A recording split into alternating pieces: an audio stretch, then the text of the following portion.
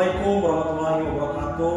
Shalom, Om Swastiastu, Namo Buddhaya, dan salam kebajikan. Perkenalkan, kami dari kelompok 6 akan mendiskusikan tugas kuliah kami yang berjudul Mazhab Sociological Jurisprudensi dari mata kuliah Filsafat Hukum. Yang terhormat Bapak Dr. Dadang Sumarna Isham dan juga sebagai ahli hukum pidana dan ahli filsafat hukum. Izinkan kami memperkenalkan diri. Nama saya Joni Patriot Zai. Nama saya Simon Karas Putra Nias. Nama saya Osik Widodo. Saya Petrus Peringatan Halawan. Nama saya Fual Tajai. Baik, kami akan masuk ke pembahasannya yang akan kami paparkan nanti masing-masing setiap anggota kami.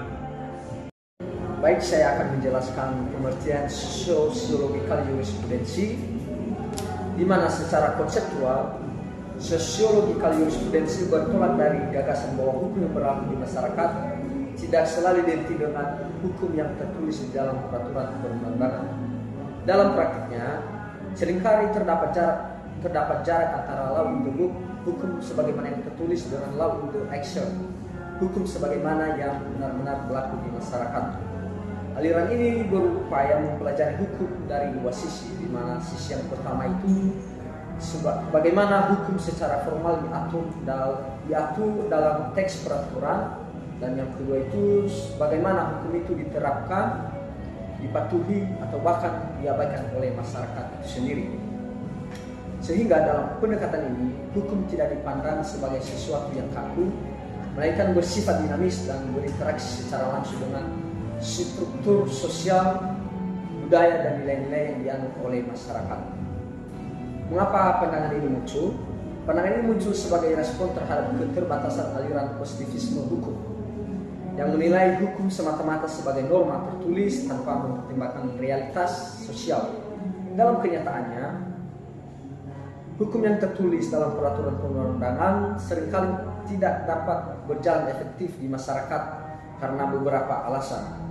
Ada beberapa alasan. Yang pertama itu tidak sesuai dengan nilai-nilai budaya setempat, dan yang kedua tidak mencerminkan kebutuhan sosial di masyarakat, dan yang ketiga tidak mencerminkan kebutuhan sosial, dan yang berikutnya tidak mendapat dukungan atau legitimasi sosial.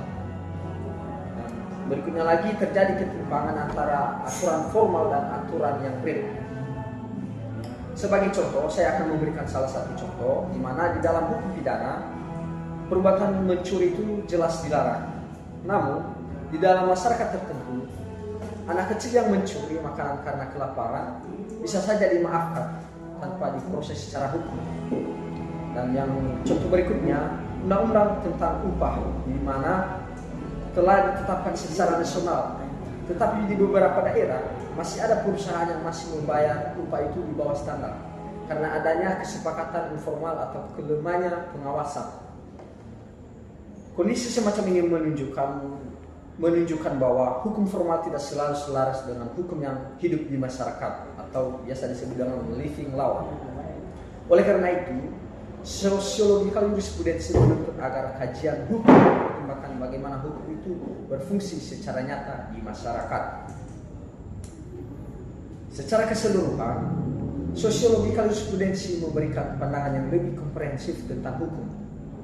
Hukum tidak hanya dipandang sebagai norma tertulis, melainkan juga sebagai gejala sosial yang hidup dan berkembang di tengah masyarakat.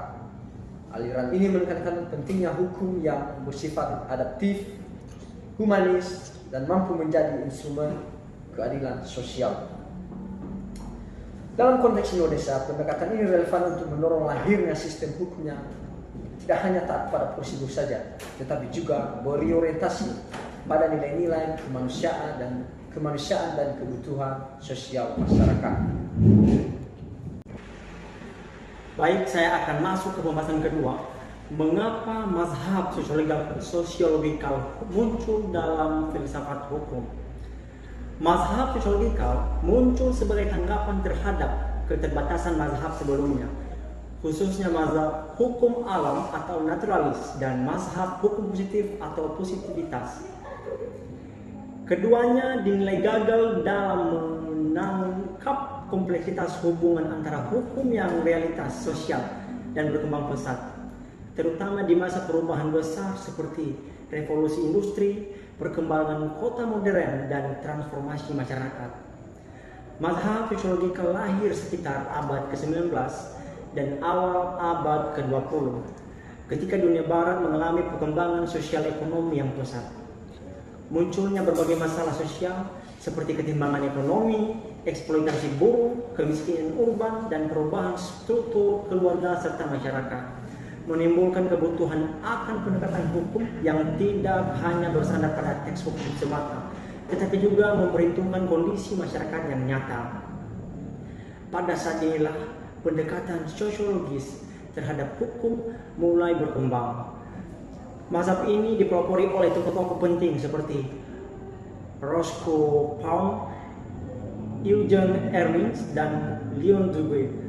Mereka menolak pendekatan hukum yang semata-mata normatif, abstrak, dan dogmatif. Sebaliknya, mereka menawarkan cara pandang bahwa hukum harus dipahami dan dianalisis dalam konteks sosial sebagai suatu fenomena sosial yang hidup, berubah, dan dipengaruhi oleh berbagai faktor sosial, ekonomi, budaya, dan politik.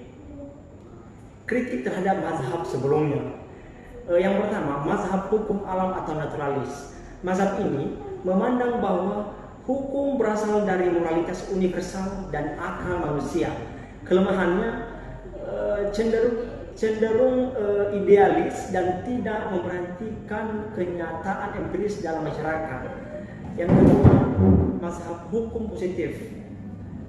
Mazhab ini menekankan bahwa hukum adalah aturan yang ditetapkan oleh negara, bersifat tertulis dan formal. Kelemahan mazhab ini terlalu legalistik dan mengabaikan kenyataan bahwa hukum bisa berbeda antara yang tertulis dan yang berlaku di masyarakat. Prinsip-prinsip utama mazhab sosiologikal.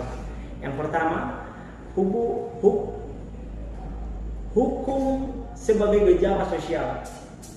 Hukum dipandang sebagai hasil interaksi sosial dan produk kehidupan masyarakat. Yang kedua, living law. Norma sosial yang benar-benar hidup dalam masyarakat lebih berpengaruh daripada hukum tertulis. Yang ketiga, law in action. Fokus pada bagian hukum benar-benar diterapkan dalam kehidupan masyarakat, bukan sekedar dalam buku. Yang keempat, fungsi sosial hukum. Hukum sebagai sarana untuk mencapai tujuan sosial seperti keadilan dan ketertiban. Yang kelima, penyesuaian hukum dengan realitas sosial. Hukum harus fleksibel dan mengikuti perkembangan masyarakat. Kontribusi tokoh-tokoh utama. Yang pertama, Roscoe Pound mengembangkan konsep sosiologikal, jurisprudensi, dan hukum sebagai social engineering. Yang kedua, Eugene Ernst menyuarakan pentingnya norma sosial atau living law. Dan tokoh yang ketiga, Leon Dewey, dia menekankan hukum sebagai fungsi sosial dan menolak absolutisme negara. Saya akan masuk dalam dampak dan relevansi mazhab sosiologikal. Yang pertama, mendorong reformasi hukum yang responsif. Yang kedua, mempengaruhi metodologi ilmu hukum secara empiris dan interdisipliner. Dan yang ketiga, memperkuat kesadaran sosial dalam penegakan hukum. Mazhab sosiologikal muncul karena kebutuhan untuk memahami hukum secara konstekstual dan empiris, serta mengadaptasikannya terhadap dinamika sosial yang nyata. Hukum dipandang sebagai alat untuk menciptakan keseimbangan sosial dan bukan hanya norma tertulis. Oleh karena itu, pendekatan sosiologi dalam hukum sangat penting untuk menciptakan sistem hukum yang adil dan responsif.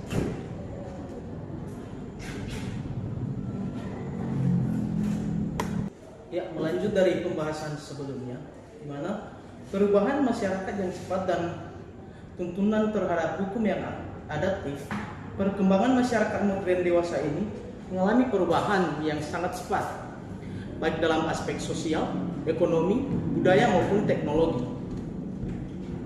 Dinamika ini menimbulkan berbagai konsekuensi terhadap tatanan hukum yang berlaku. Hukum sebagai sebuah sistem norma yang mengatur perilaku manusia dalam masyarakat tidak dapat dipandang sebagai suatu yang statis. Ia harus mampu beradaptasi dengan perubahan sosial yang terjadi. Dalam kerangka sosiologikal jurisprudensi, hukum dipandang tidak hanya sebagai aturan yang tertulis dalam undang-undang, akan tetapi juga sebagai aturan yang tertulis dalam undang-undang, sebagai institusi sosial yang hidup dan berkembang bersama masyarakat. Sosiologikal jurisprudensi ini berakar dari pemikiran bahwa hukum yang tidak dapat dipisahkan dari kondisi sosial tempat hukum tersebut berlaku, di mana teori ini dipelopori oleh tokoh seperti Roscoe Pound yang menyatakan bahwa hukum sebaiknya dipahami sebagai alat rekayasa sosial, atau law is a tool of social engineering. Dalam konteks ini, hukum memiliki fungsi untuk menyesuaikan diri dengan kebutuhan masyarakat yang harus berubah, sekaligus mengatur sosial agar tetap berjalan tertib dan adil. Fenomena digitalisasi, globalisasi, serta pergeseran nilai-nilai sosial dalam dekade terakhir merupakan contoh nyata dari percepatan perubahan sosial. Munculnya berbagai bentuk transaksi elektronik, perkembangan teknologi informasi, serta kompleksitas hubungan sosial lintas negara mendorong lahirnya kebutuhan akan norma hukum yang berlaku. Misalnya, kehadiran media sosial menciptakan ruang komunikasi publik yang sebelumnya tidak diatur secara eksplisit dalam sistem hukum tradisional, begitu pula dengan isu-isu hukum cyber. Begitu perlindungan data pribadi hingga kejahatan digital yang memerlukan pengaturan hukum yang responsif. Di sisi lain, hukum yang lamban beradaptasi akan menimbulkan ketidakharmonisan antara norma yang berlaku dengan kondisi sosial yang ada. Hal ini bisa berdampak pada menurunnya kepercayaan masyarakat terhadap hukum, serta meningkatkan potensi pelanggaran hukum karena adanya kekosongan atau ketidaksesuaian norma. Oleh karena itu, pendekatan sosiologikal jurisprudensi mendorong adanya reformasi secara berkala dengan mempertimbangkan realitas sosial masyarakat. Selain itu, proses pembentukan hukum harus bersifat partisipatif dan harus melibatkan berbagai elemen masyarakat agar produk hukum yang dihasilkan itu benar-benar mencerminkan nilai dan kebutuhan masyarakat. Dalam hal ini, para penegak hukum, pembuat kebijakan, akademis, dan masyarakat sipil perlu berperan aktif dalam proses perumusan, implementasi, hingga evaluasi hukum. Dengan demikian, perubahan masyarakat yang cepat menuntut adanya hukum yang respon, adaptif, dan progresif. Hukum tidak boleh terjebak dalam doktrin yang kaku, tetapi harus menjadi institusi yang hidup atau living law yang mampu mengakomodasi perkembangan sosial secara dinamis tanpa kehilangan esensi keadilan dan ketertiban Sosiologikal jurisprudensi menjadi pendekatan penting dalam upaya menjembatani ketegangan antara perubahan sosial yang cepat dan kebutuhan akan kepastian hukum dalam masyarakat modern. Baik, di sini saya akan melanjutkan pembahasan sebelumnya. Jadi yang di sini saya membahas mengenai positivisme hukum. Apa sih yang namanya positivisme hukum? Positivisme hukum adalah aliran dalam filsafat hukum yang menekankan bahwa hukum seperangkat aturan yang ditetapkan oleh otoritas yang sah dan berlakunya yang tidak tergantung pada nilai moral atau keadilan. Di sini ada ciri khas positivisme hukum. Nah, di sini banyak yang dikritik, yaitu salah satunya terlalu normatif. Jadi yaitu menilai hukum hanya dari bentuk dan prosedur tanpa memperhatikan substansi moral atau keadilan sosial. Selanjutnya mengabaikan realitas sosial, tidak mempertimbangkan konteks sosial, politik, dan ekonomi dalam menerapkan hukum. Terus, kritik terhadap pendekatan ini, beberapa kritik utama yaitu salah satunya mengabaikan nilai keadilan. Jadi, positivisme tidak memberikan ruang bagi pertimbangan moral atau keadilan. Hukum yang kejam tapi sah secara formal tetap dianggap sah, misalnya hukum diskriminatif zaman apartheid. Dan kedua, kaku dan tidak responsitif. Hukum dianggap statis dan tidak adaptif terhadap perubahan sosial. Bisa menghambat pembaharuan hukum atau interpretasi reksesif oleh hakim. Dan ketiga, reduksi makna hukum. Apa sih yang namanya reduksi makna hukum? Jadi sini saya jelaskan. Hukum direduksi menjadi sekedar aturan yang dibuat dan ditegakkan di negara, padahal hukum juga menyangkut nilai keadilan dan aspirasi masyarakat. Di sini saya jelaskan juga ada contoh ini yang sudah konkret. Di era Nazi banyak kebijakan tidak adil yang sah secara hukum namun tidak etis secara moral. Positivisme sulit menjelaskan kenapa hukum tersebut tidak harus ditolak. Dalam masyarakat plural, hukum secara seringkali gagal mewakili keadilan bagi kelompok minoritas. Dan di sini ada juga yang namanya alternatif atau tanggapan. Jadi banyak tanggapan-tanggapan orang yang mengenai mazhab hukum alam, menilai hukum harus disesuaikan dengan prinsip keadilan universal. Dan di situ ada realisme hukum, menekankan bahwa hukum adalah apa yang dilakukan oleh dan diputuskan oleh para penegak hukum, bukan sekedar teks. Kritik hukum progresif dan kritis menganggap orang syarat kepentingan politik dan tidak netral. Di sini saya agak menjelaskan kesimpulan yang saya jelaskan dari awal. Kritik terhadap positivisme hukum mencerminkan kebutuhan untuk memahami hukum secara kontekstual, manusiawi, dan adil, dan tidak sekedar sebagai aturan tertulis yang formal. Oleh karena itu, meskipun positivisme hukum penting dalam menjaga kepastian hukum, pendekatan ini perlu dilengkapi oleh perspektif lain agar hukum tidak kehilangan nilai-nilai sosial dan moral. Terima kasih. Baik, di sini saya akan melanjutkan materi sosiologikal jurisprudensi. Di sini saya akan membahas tentang pendekatan sosiologikal jurisprudensi.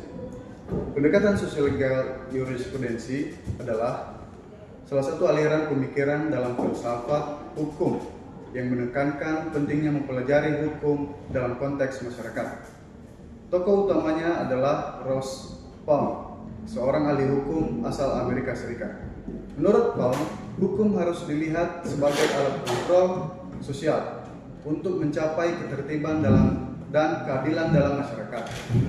Pendekatan ini mengkritik aliran positivisme hukum yang hanya berfokus pada hukum tertulis dan mengabaikan aspek sosiologis. Sosiologikal jurisprudensi berpendapat bahwa hukum harus disesuaikan dengan kondisi sosial, budaya, dan kebutuhan masyarakat agar dapat berfungsi secara efektif. Di sini juga ada ciri-ciri pendekatan sosiologikal jurisprudensi. Yang pertama, hukum sebagai gejala sosial. Hukum dipandang sebagai bagian dari kehidupan sosial yang dipengaruhi oleh nilai-nilai, kebiasaan, dan kebutuhan masyarakat. Yang kedua, fokus pada dampak sosial hukum. Penelitian tidak hanya pada teks undang-undang, tetapi juga bagaimana hukum diterapkan dan diterima oleh masyarakat. Yang ketiga, fleksibilitas. Hukum harus adaptif dan mampu berkembang sesuai perubahan masyarakat. Dan yang terakhir, penekanan pada fungsi hukum. Fungsi hukum sebagai sarana rekayasa sosial untuk mengarahkan perubahan ke arah yang diinginkan. Di sini juga ada kelebihan pendekatan sosiologikal jurisprudensi. Yang pertama, relevan dengan kebutuhan nyata masyarakat. Hukum tidak kaku pada teks, melainkan memperhatikan realitas sosial sehingga kebijakan hukum dapat lebih efektif. Yang kedua, mendorong pembaruan hukum. Karena menekankan pentingnya menyesuaikan hukum dengan perkembangan masyarakat, pendekatan ini mendorong reformasi hukum agar tidak tertinggal. Yang ketiga, memberi ruang bagi keadilan substantif. Dengan memperhatikan konteks sosial, pendekatan ini berupaya mewujudkan keadilan yang bukan hanya formal, tetapi juga substantif. Yang terakhir di sini juga ada menjembatani teori dan praktik hukum, membantu para pembuat kebijakan, hakim, dan aparat penegak hukum untuk memahami dinamika sosial di balik penerapan hukum. Di sini juga ada kelemahan pendekatan sosiologikal jurisprudensi. Yang pertama di sini kurang memberikan kepastian hukum. Karena fleksibel dan adaptif, pendekatan ini dapat menimbulkan inkonsistensi atau ketidakpastian jika tidak diimbangi dengan aturan yang jelas. Yang kedua, sulit diukur secara objektif. Realitas sosial yang kompleks membuat penerapan pendekatan ini sering memerlukan penelitian mendalam yang tidak selalu mudah dilakukan. Yang ketiga, berpotensi menimbulkan penyalahgunaan. Jika terlalu menekankan pada interpretasi sosial, penegak hukum dapat bertindak subjektif dengan dalih menyesuaikan dengan kondisi sosial. Di sini juga ada yang terakhir, membutuhkan sumber daya yang besar. Penerapan pendekatan ini membutuhkan data sosiologis yang akurat, penelitian lapangan, dan partisipasi masyarakat yang seringkali mahal dan memakan waktu. Baik, di sini saya juga memberikan kesimpulannya. Pendekatan sosiologikal jurisprudensi menawarkan pandangan yang holistik dengan menempatkan hukum dalam konteks sosialnya. Pendekatan ini bermanfaat untuk menyesuaikan hukum dengan dinamika masyarakat agar hukum tetap hidup dan relevan. Namun demikian, pendekatan ini harus diterapkan secara seimbang agar tidak mengorbankan kepastian hukum yang juga merupakan nilai penting dalam sistem hukum modern. Terima kasih. Demikian pemaparan materi dari kelompok kami. Semoga materi yang kami sampaikan bermanfaat bagi saudara-saudari semua. Dan apabila ada kekurangan dan kesalahan di dalam penyampaian materi, kami mohon maaf yang sebesar-besarnya. Dan akhir kata kami ucapkan terima kasih.